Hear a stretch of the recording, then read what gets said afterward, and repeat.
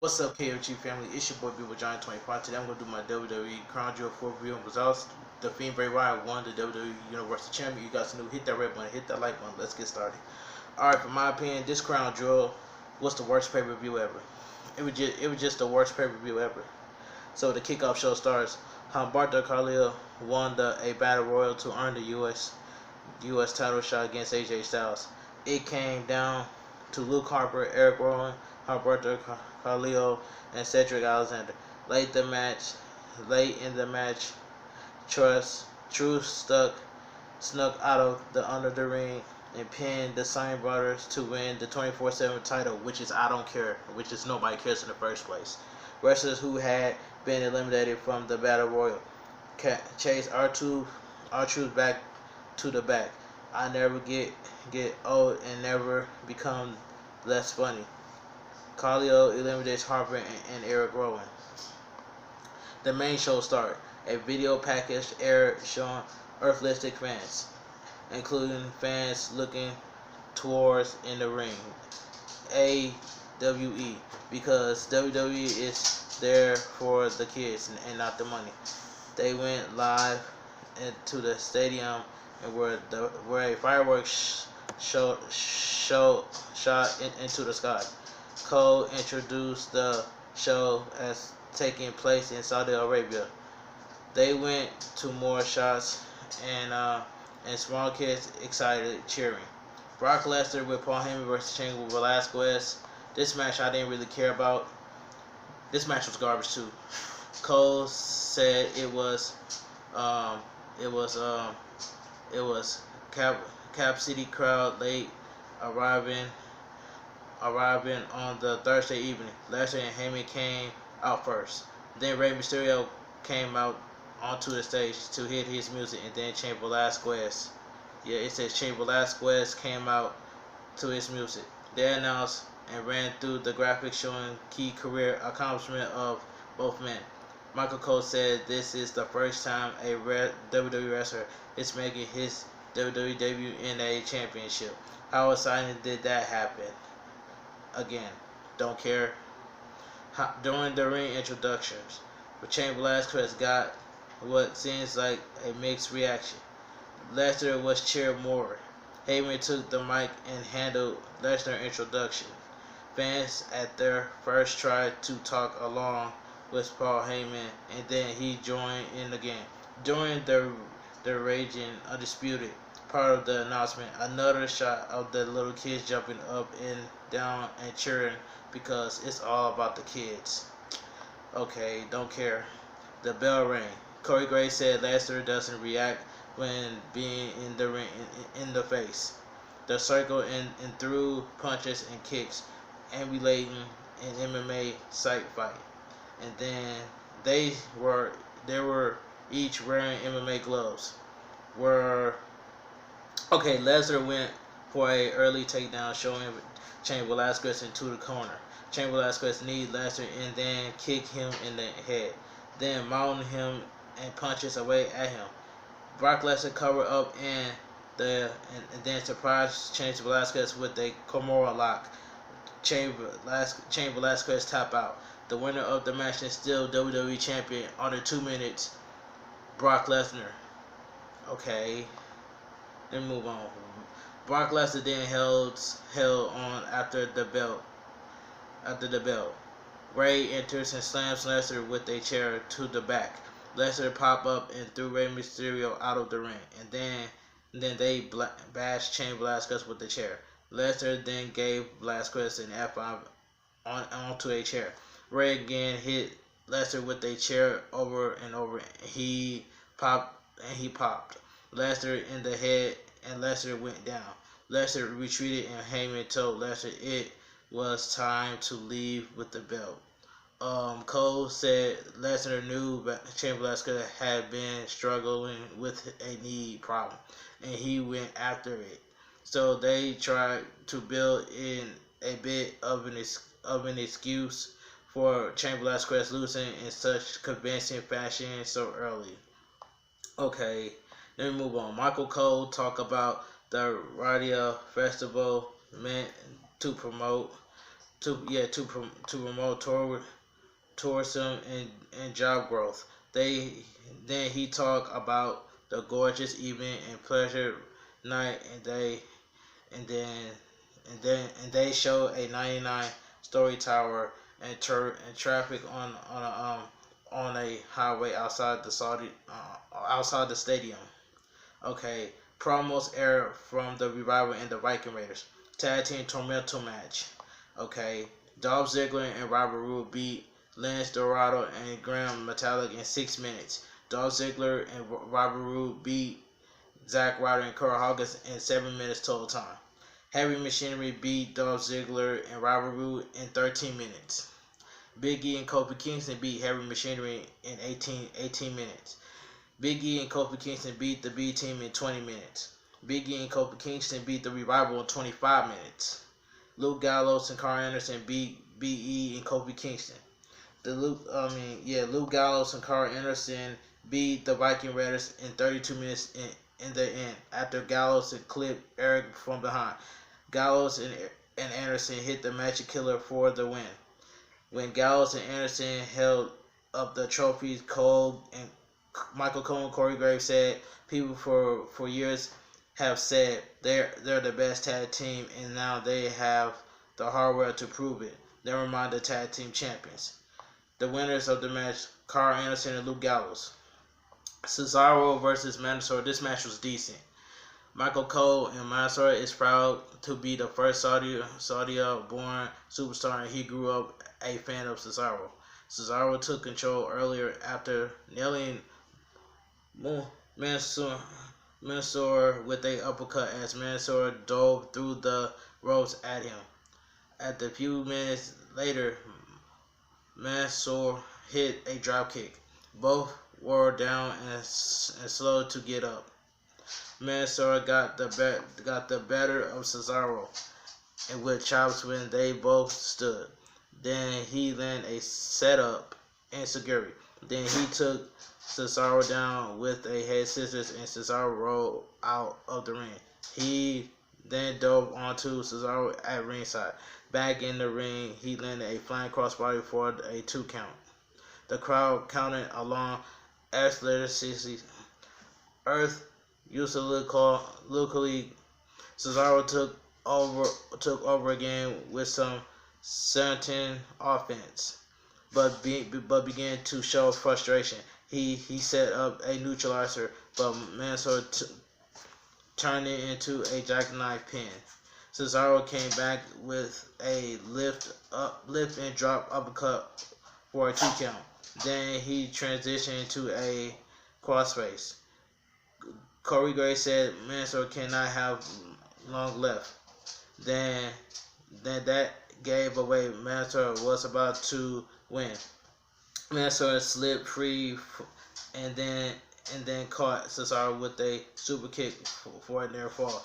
Fans chanted, "This is awesome." Cesaro went for a gut wrench suplex off the top rope, but Mansoor countered with a top rope powerbomb. Mansoor's eyes bulged out of his sight, set up his top rope moonsault for the win. What an upset. Cole yelled. They cut to old man and kids. Kids was cheering wildly. The winner of the match, Mansoor, in 13 minutes. Alright. Greg Hamilton interviewed Mansoor and asked what it meant to win his first ever single match in his home country. Mansoor was emotional, teared up. Fans and cheered. He said he woke up in the morning and looked at himself in the mirror and said, "This is my most important match." He said he was scared and nervous.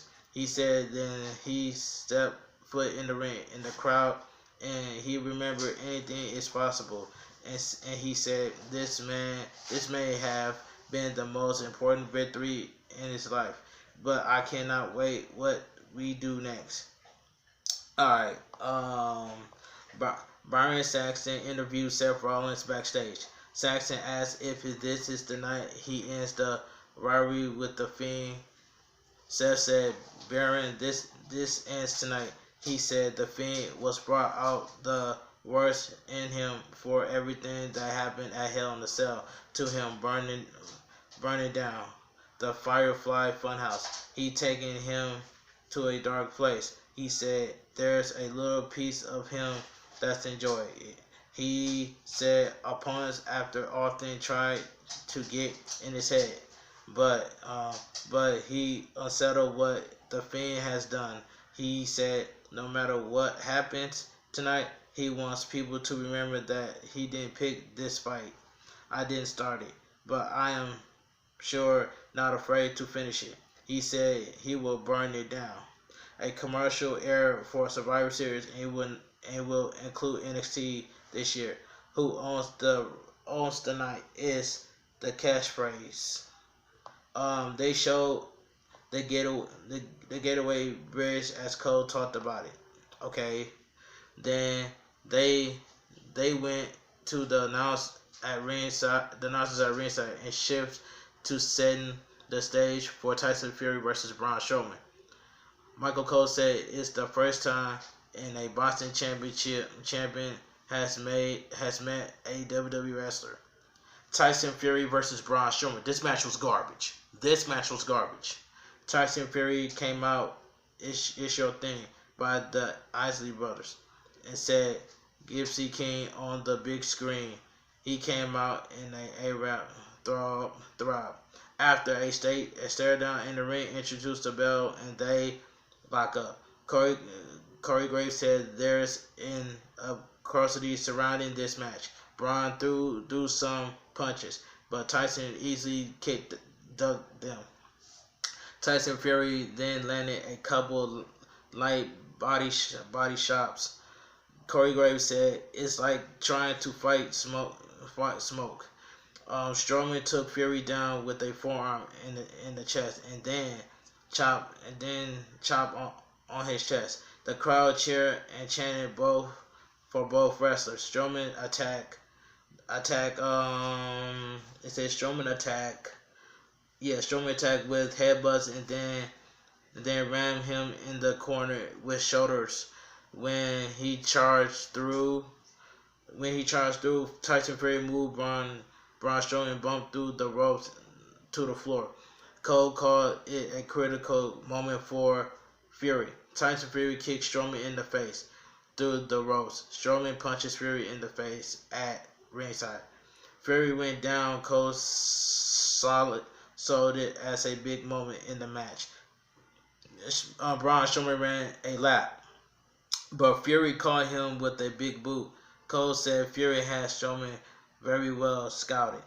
Okay, Tyson Fury hit a big boot. Yeah, Tyson Fury hit a big boot in the ring and scored a 2.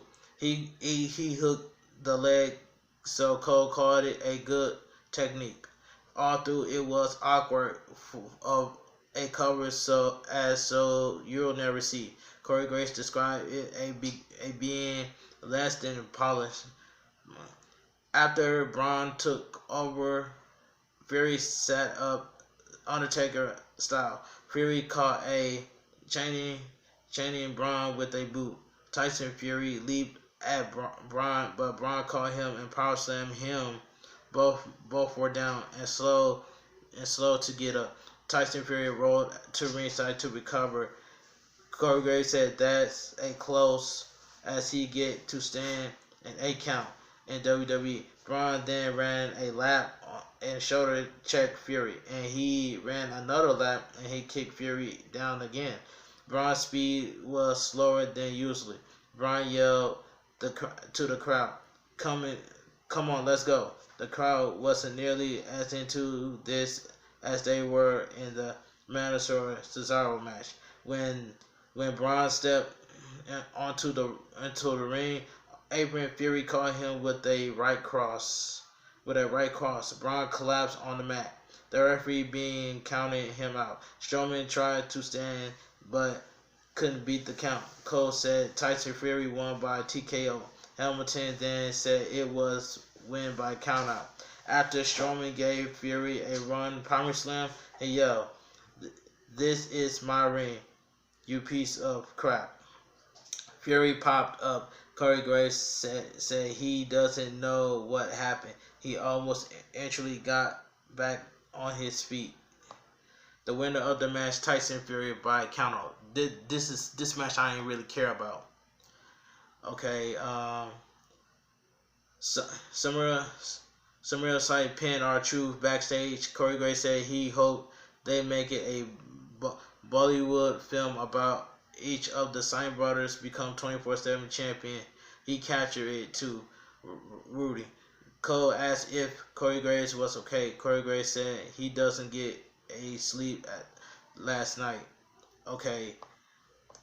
AJ Styles with Carl Anderson and Luke Gallows versus Humberto Carrillo for the U.S. title. This match was pretty good. I ain't gonna lie. This match was pretty good. Styles went after Carrillo at the start, but because Carrillo fight back. Styles threw brushing off Carrillo's comeback and went to work methodically against him. Several minutes in, Carrillo land a handspring back elbow. Styles remained in control. Threw and scored a 2 count after a brainbuster suplex. Humberto eventually made a full-on comeback, including a running choke screw dive onto Styles at ringside. Styles blocked a hurricanrana off the top rope and sunset flip Carrillo for a cover. Carrillo rolled through for a 2 count. Styles threw a barrage of strikes and then scored a near fall on Carrillo. AJ Styles set up a Styles clash, but Carrillo grabbed the bottom rope and blocked him. Carrillo springboard onto the ring, but sadly a left knee injured upon landing. Styles rolled up Carrillo onto the ankle lock. He hit the phenomenal forearm for the win. A minute later, AJ Styles celebrates in the ring with Anderson and Gallows as their trophy, pretending it was too heavy to lift. AJ Styles the winner of the match is still United States champion AJ Styles in 13 minutes. They retained the US title. Alright, Natalia. Oh no, I'm sorry. Baron Saxton interview Hulk Hogan backstage, and his nickname Baron Double B Beautiful Baron. He said he tried of Ric Flair's flapping his guns, and he's going to beat him once and for all. He closed with the "What you gonna do?" catchphrases. Okay, moving on. Natalia versus Lacey Evans. We all seen this match before, but this match was garbage. Cole says, "You cannot overstate the importance of this match. This is the first time there has ever been a women's match in Saudi Arabia." He said Natalia is life changes and she's excited to be part of history. Michael Cole called it a smashing burial match. They flashed headlines from various corporate media intellects reporting on the news this week of this match being added. Natalia was wearing basically a scuba outfit covered with every inch of her body, with other than her head and hands, with a large oversized pink t-shirt. She like a choke up. Out comes Lacey Evans dressed in the same way. Cole says he knows Natalia her entire career, and he's so proud she part of this moment. He said she has been a leader in the locker room and responsible as anyone for the women's evolution. He talked about what Natalia did at a trainer of Ronda Rousey. The crowd chanted, "This is awesome," for a few minutes, and Lacey Evans with a wrecking ball kick, and then apply a mid-ring Cobra clutch. For a few minutes later, Natalia put Lacey Evans in a sharpshooter Lacey Evans almost reached for the bottom rope, but Natalya pulled her back towards the middle. Lacey Evans tapped out. Fireworks blasted. Lacey raised Natalya's arm, and they hugged and cried afterwards. The winner of the match by submission, Natalya, in 7 minutes. Alright. Okay. Michael Cole pledged the incredible match between Roman Reigns and King Corbin on SmackDown tomorrow night. Plus, the Revival defending the SmackDown Tag Team Champions against the New Day, and Nikki Cross and Carmella and Dana Brooke versus Mandy Rose, Sonya Deville, and Bayley. Also, Miss TV with Bray Wyatt. Cole again talks about the grand opening parade for the Rodeo celebration, drawing 4 million, including The Undertaker. Team Hogan, Ricochet, Shorty Gable, and Ali and Roman Reigns, and Rusev with Jamie Hart versus Team Flair, Baron Corbin, Shinsuke Nakamura, Drew McIntyre, and Bobby Lashley, and Randy Orton. This match I didn't really care about. This match I didn't care. Ali took a beating for a while. Ricochet took a beating for a while. Orton got a nice legacy star pop when he tagged in. They built 2 Reigns hot tag, and he got a big pop as he took it one heel after another. Orton snuck up behind Reigns for an RKO, but Roman Reigns blocked it and then hit a Superman punch for a near fall, broke up by the other heels. Chaos broken out with a string of moves, and Ricochet took a 360 bump for Drew, who then kept up. Rusev clotheslined Drew over the top rope. Rusev then gave Shinsuke Nakamura a one-arm slam. He turned to Lashley and then exchanged punches. Rusev got the better of Lashley. Reigns then hit Lashley with a Superman punch. He dove over the top onto the crowd of the heels on the floor. He played the crowd, as Cole said. There's a reason he was chosen to a team captain of Team Hogan. Reigns went for a spear, but Orton kicked him and then hit an RKO from out of nowhere for a near fall and popped the crowd. Okay, Shorty G grabbed Orton's leg and Ali countered an RKO, and then Ricochet moonsaw him. Ricochet and Ali then leaped onto heels on the floor. Gable followed it, left Reigns and Orton in the mid-ring. Roman Reigns speared Orton for the win. Hogan told his team he knew they could do it. The winners of the match, Team Hogan. Okay. The main event of the evening: Seth Rollins versus the Fiend Bray Wyatt for the Universal title in Falls Count Anywhere match. You should have gave the Fiend Bray Wyatt the Universal Championship at Hell in a Cell. Now all of a sudden you want to give Bray Wyatt the Universal Champion at Crown Jewel. Don't get me wrong, I appreciate it. I appreciate the Fiend Bray Wyatt winning this match. Don't get me wrong, I appreciate it, but you should have just gave him the Universal Championship at Hell in a Cell. And I know TM and the Beast and Animal and Coltrane Sammy Talks are agree with me in the comment section. They're gonna agree with me. But the Lucha House Party are very talented. Sammy Talks. Don't get me wrong, the Lucha House Party are very talented. That's just my opinion. Bray Wyatt comes to the ring with ransom and the head swelled off from the human body. The match took place under the red lightning. Why this match had to take place on the red lightning? Didn't even make any sense. But anyway, let me continue. Bray went after Seth's throat at the bell. Seth teases a comeback, but Bray took over again and beat up Seth Rollins at ringside. He dumped him onto the WWE universe, as Cole called it. Okay, they work way back into ringside where Seth stacked 2 tables. He charges Bray with a chair shot across the back a few times. Bray came back and went for a senton on the announcer table, but Seth moved and the table collapsed. Seth climbed to the top rope, but Bray met him up There and launches town onto the stacked tables, and shattered holy chant broke out.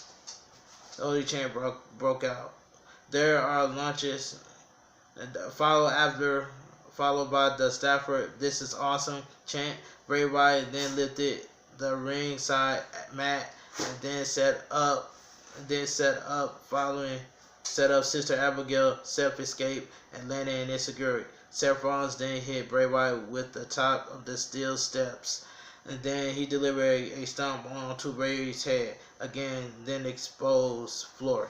Seth then hit Bray Wyatt with a chair, including appearing to a chair shot, to be a shot delivered on the head more than once. They brought onto the entrance stage. Then Seth blocked Bray set up to send him off the stage. Seth stomped him.